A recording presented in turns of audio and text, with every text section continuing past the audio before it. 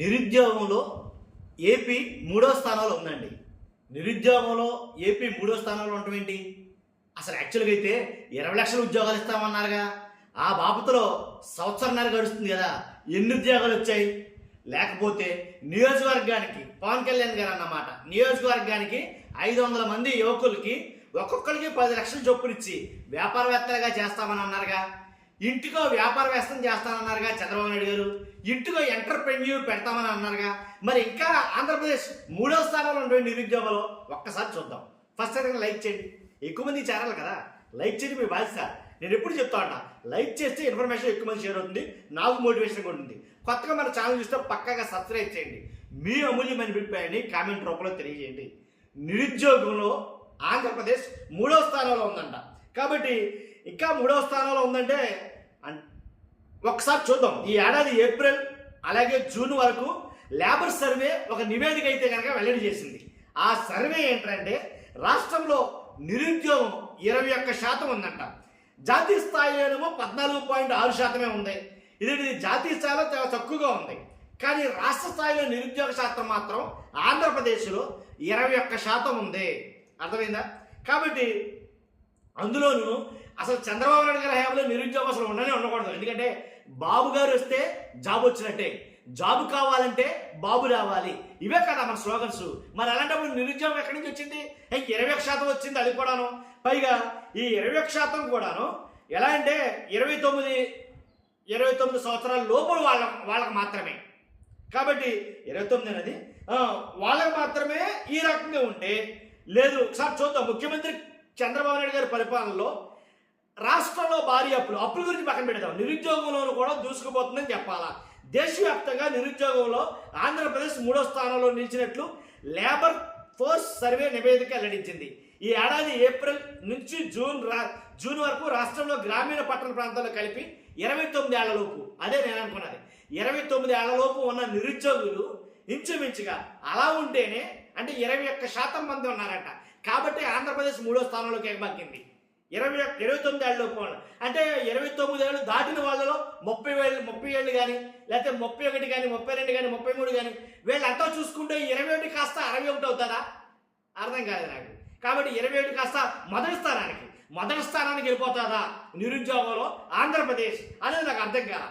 కాబట్టి మొత్తానికి అసలు ఆ రకంగా ఉండకూడదు ఆంధ్రప్రదేశ్. ఎందుకంటే చంద్రబాబు నాయుడు గారు చెప్పిన మాటలు చూసినా, అలాగే పవన్ కళ్యాణ్ గారు చెప్పిన మాటలు చూసినా, నిరుద్యోగం మూడో స్థానంలో ఉండడం అంటే పొరపాటే. వాళ్ళు ఏదో సర్వే తప్పు చేసి ఉంటారు.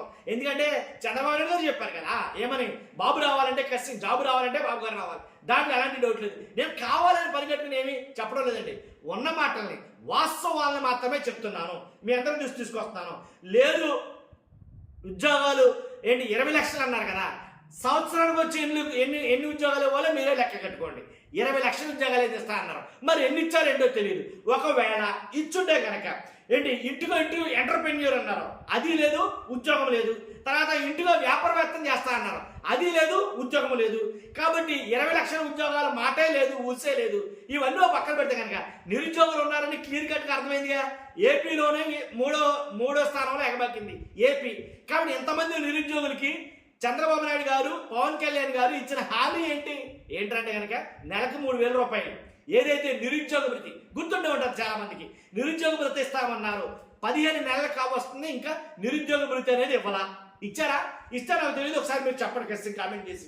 కాబట్టి ఉద్యోగాలు ఇవ్వకపోగా, వ్యాపారవేత్తలు చెయ్యకపోగా, ఎంటర్ప్రెన్యూర్స్ లాంటి వాటి మాటలు పక్కకు పెట్టేసినా సరే, కానీ ఇవన్నీ ఇవ్వకపోగా పైపెచ్చు చాలా ఉద్యోగాలు తీసేశారని వైఎస్ఆర్సీపీ నాయకులు అంటున్నారు.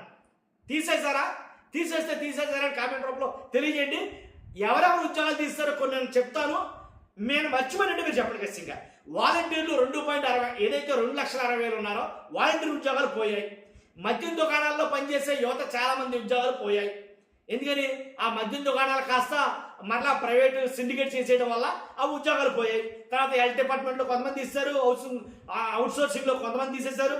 తర్వాత 2,097 ఎంఎస్ఎంఈలు మూత పడ్డాయి. వాటిల్లో పనిచేసే 30,000 మంది రోడ్డును పడ్డారు. కాబట్టి ఈ రకంగా చాలా ఉద్యోగాలు అయితే కనుక ప్రత్యక్షంగా కానీ పరోక్షంగా కానీ చాలా ఉద్యోగాలు పోయాయి. ఈ మాట వాస్తవమే కదా. ఇది నేను చెప్పింది నేను కట్టుకథలు కల్పితాలు ఏం లేవుగా. ఉన్న వాస్తవంగా చాలా ఉద్యోగాలు తీసేశారని క్లియర్ కట్గా అర్థమవుతుంది. కాబట్టి ఉద్యోగాలు ఇవ్వటం పడి దేవుడు. కాబట్టి ఉద్యోగాలు ఇవ్వకపోగా తీసేయడం వల్ల నిరుద్యోగం పెరగకపోతే ఉద్యోగస్తులు పెరుగుతారా? లేదుగా, నిరుద్యోగమే పెరుగుతుంది. కాబట్టి 5 ఏళ్లలో గత ప్రభుత్వం 5 ఏళ్లలో మరి వాళ్ళు ఏమైనా ఇచ్చారా అని అంటే కనుక ఇచ్చినట్టు లెక్కలు కనబడుతున్నాయి క్లియర్గా. అంటే ఒట్టి మాటలు కాదు, లెక్కలు కనబడుతున్నాయి. ఎలాగంటే 5 ఏళ్లలో జగన్మోహన్ రెడ్డి గారు ఇచ్చిన ఉద్యోగాలు 6,48,087 ఉద్యోగాలని క్లియర్ కట్గా మొత్తం దేనికి స్టాటిస్టిక్స్తో సహా వాళ్ళు చెప్తున్నారు. కనబడతాయి కదా కళ్ళెదురుగా. ఎగ్జాంపుల్ వాలంటీర్లు తీసుకుందాం. వాలంటీర్లకు ఇచ్చిన ఉద్యోగాలు 2,60,000. అలాగే మద్యం దుకాణాల్లో చూసుకుందాం. మద్యం దుకాణాలు ఇచ్చిన ఉద్యోగాలు కొన్ని వేల చిల్లరలో అవి ఉన్నాయి. కానీ ఇలా లెక్కల స్టాటిస్టిక్స్తో సహా వాళ్ళు చెప్తున్నారు 6,48,087 ఉద్యోగాలు అయితే కనుక మేము ఇచ్చాం ప్రత్యక్షంగా అనేది చెప్తున్నారు. పరోక్షంగా తర్వాత విషయంగా.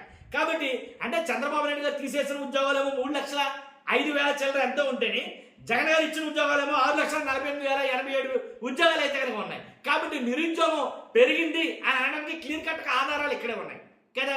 కాబట్టి నిరుద్యోగం పెరుగుతుంది. కాబట్టి నిరుద్యోగంలో ఆంధ్రప్రదేశ్ 3వ స్థానంలోకి వెళ్ళింది అని అంటే మరి చంద్రబాబు నాయుడు గారు కానీ పవన్ కళ్యాణ్ గారు కానీ దీని మీద చర్యలు తీసుకోవాలా కదా. ఎందుకంటే పవన్ కళ్యాణ్ గారు అన్న మాట మాత్రం నాకు బాగా గుర్తుంది. ఏంటి నియోజకవర్గానికి 500 మంది యువకులు, 500 మంది యువకులకి ఒక్కొక్కరికి 10 లక్షల చొప్పున ఏంటి ఇస్తాం. ఇచ్చిన తర్వాత ఆ డబ్బులతోటి ఒక వ్యాపారం పెడదాం. ఆ వ్యాపారమో లేకపోతే ఏదో పరిశ్రమ స్థాపిస్తాడో దాని ద్వారా ఎక్కువ మందికి మరలా అతను ఉద్యోగాలు ఇచ్చేటట్టుగా మారతాడో. కాబట్టి ఈ రకంగా రాష్ట్రం మొత్తం మార్చేయచ్చు అని పవన్ కళ్యాణ్ గారు చెప్పిన మాట నన్ను చాలా ఉత్తేజితం చేసింది, నన్ను చాలా ఆశ్చర్యపరిచింది, నాకు చాలా ఎంకరేజ్మెంట్ అనిపించింది. నిజంగా 10 లక్షల జాబితాలో నేను కూడా ఉంటే బాగుంది అనిపించింది నిజంగా. ఎందుకంటే నేను నిరుద్యోగిగా కాబట్టి అలాగే ఇచ్చుంటే కనుక మరి ఇస్తానన్నారుగా, సంవత్సరాలు దాటేసిందిగా. దానికి సంబంధించిన ప్రణాళికలు ఏమైనా రూపొందిస్తున్నారా? దానికి సంబంధించిన కార్యాచరణ ఏమైనా ప్రారంభిస్తున్నారా? ఏంటని అర్థం కాదు. కాబట్టి చంద్రబాబు నాయుడు గారు ఇస్తానన్న 20 లక్షల ఉద్యోగాల మాట ఏంటంటే కనుక కొన్ని పత్రికలు అయితే కనుక కొన్ని ఛానల్ అయితే కనుక ఎకాడమిక్ మాట్లాడుతున్నాయి. ఇన్ని ప్రాజెక్టులు వచ్చినాయి, అన్ని ప్రాజెక్టులు వచ్చినాయి, ఇన్ని వస్తాయి అన్నారు. నిరుద్యోగాలకి ఉద్యోగాలు ఎన్ని వచ్చాయి దాని మీద ఏమన్నా కొంచెం పేపర్ లాంటిది ఏమైనా రిలీజ్ చేస్తే బాగుంటుందని అనిపించింది నాకు. పత్రం లాంటి శ్వేతపత్రం లాంటిది. ఎందుకంటే ఎన్ని ఉద్యోగాలు వచ్చాయి, సంవత్సరంలో మీరు కల్పించిన ఉద్యోగాలు ఎన్ని అనేది. ఎందుకంటే మాకు కూడా తెలుసుకుని సంతోషిస్తాం. నిజంగా చంద్రబాబు నాయుడు గారిలో నిజంగా జాబ్ బాబు గారు వచ్చారు కాబట్టి జాబ్ వచ్చిందిరా అని మేమే చెప్తాం ఆ మాట. కాబట్టి ఎన్ని ఉద్యోగాలు వచ్చాయి, ఇచ్చారా లేదా తీసేసిన ఉద్యోగాలు ఎన్ని అని ఒక క్రిస్టల్ క్లియర్గా ఒక నోట్ అనేది ఏమైనా ఉంటే బాగుండేమని అనిపించింది. కాబట్టి ఇంటిలో వ్యాపారవేత్తం చేస్తా అన్నారు ఇవన్నీ. కాబట్టి నిరుద్యోగ వృత్తి యాక్చువల్గా 1 సంవత్సరంగా పెండింగ్ పడ్డట్టు, 1 సంవత్సరం ఆల్రెడీ వాయిదా అంటే 12 నెలలు వాయిదా పడినట్టు, 12 నెలలు బకాయి పడ్డట్టు నిరుద్యోగులకి. నెలకు 3,000 రూపాయలు చెప్పిన 36,000, సంవత్సరానికి వచ్చి 36,000 రూపాయలు ఇంచుమించుగా ఒక్కో నిరుద్యోగికి ఇవ్వాల్సిన పరిస్థితి వచ్చింది. కానీ ఇన్ని లక్షల మంది నిరుద్యోగులకి సంవత్సరానికి 36,000 రూపాయలు చెప్పిన ఇంటూ 8 లక్షల నిరుద్యోగులు ఉంటే అంతమందికి. కాబట్టి చూడండి మరి ఎంత బకాయి పడ్డట్టు. కాబట్టి నిరుద్యోగుల శాతం పెరిగిపోతుందన్న ఈ తరుణంలోనైనా చంద్రబాబు నాయుడు గారు కావచ్చు, పవన్ కళ్యాణ్ గారు కావచ్చు 1 స్టెప్ ముందుకేసి ఖచ్చితంగా నిరుద్యోగ వృత్తి అనేది అమలు చేస్తే బాగుంటుందేమో నా అభిప్రాయం. ఖచ్చితంగా మీ అభిప్రాయం కూడా అదైతే చెప్పండి. అంతేకాదు ఏంటంటే ఇలాగా ఏ రకంగా చూసుకునే 3వ స్థానంలోనే ఉంది. ఇంకో 2 ఏళ్ళు పోతే 3వ స్థానంలో నుంచి మొదటి స్థానంలోకి ఎగబాగితేనా ఆశ్చర్యపోనవసరం లేదేమో. చూద్దాం 3 ఏళ్ల పోయిన తర్వాత ఇదే సర్వే నిరుద్యోగంలో ఏ ప్లేస్లో పెడుతుందో చూద్దాం. ఫస్ట్ అయితే లైక్ చేయండి, ఎందుకంటే ఇన్ఫర్మేషన్ ప్రతి ఒక్కరికి తెలియాలి. లైక్ చేయండి, మీ వాయిస్దా. ఇంకోటి నేను కొత్తగా ఛానల్ చూస్తే పక్కగా సబ్స్క్రైబ్ చేయండి. ఇంకో దాంట్లో డౌట్ లేదు, మీ అభిప్రాయం కామెంట్ రూపంలో తెలియజేయండి first. Thank you very much.